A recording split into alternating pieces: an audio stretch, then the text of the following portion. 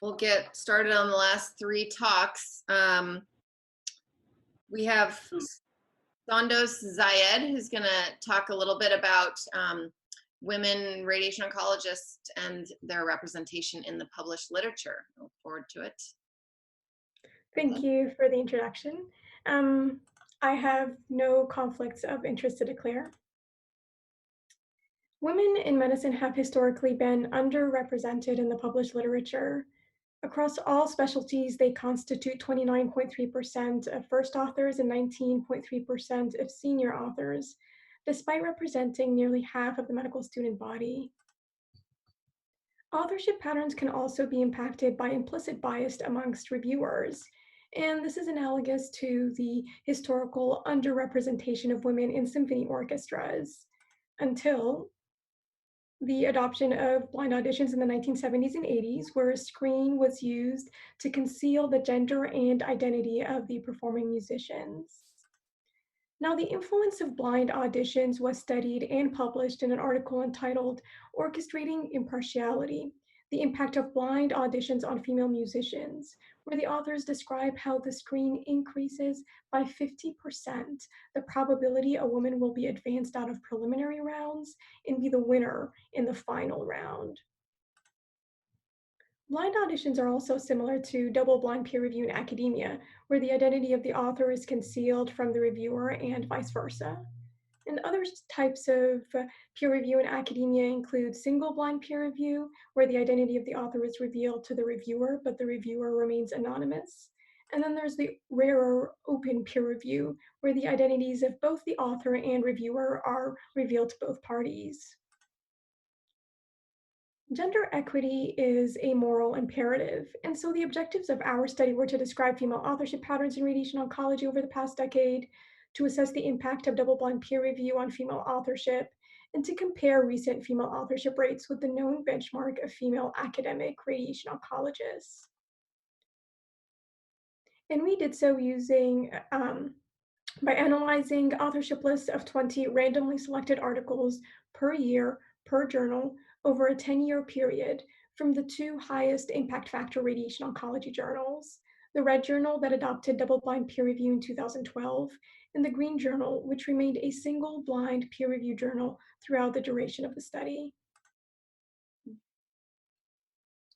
We analyzed gender trends in the first, second, senior, and collaborating positions by year and by journal using time trend analysis, and we defined collaborating authors as those not in the first, second, or senior positions. And since the first, second, or collaborating authors may be trainees or authors from different specialties without any known benchmark to compare authorship patterns to, we decided that in order to determine female authorship representation accurately, we would compare the proportion of female senior authors with the benchmark of female academic radiation oncologists. That's 30.6% in the United States and 26.9% in Canada. And we did so using a one sample proportion test. 400 articles in total were reviewed, 200 from the Red and 200 from the Green Journal.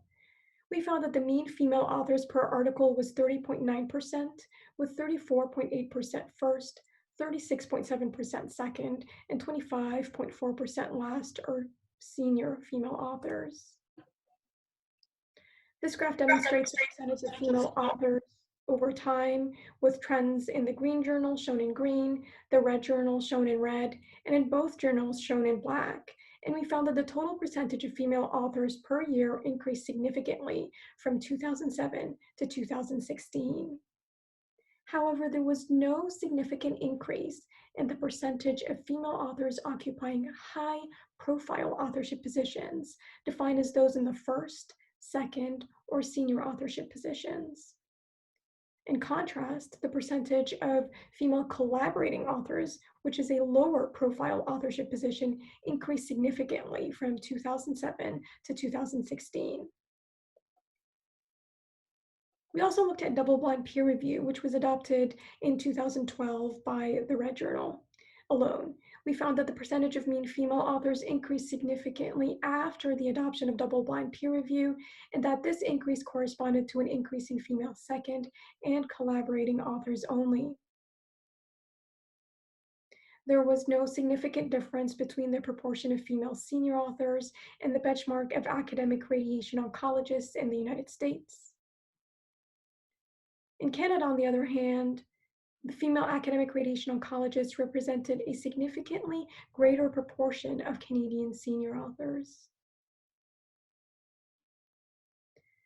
There appears to be only a smaller pool of women who have achieved a level of seniority to oversee research, given that the percentage of female senior authors was less than the percentage of the female first authors.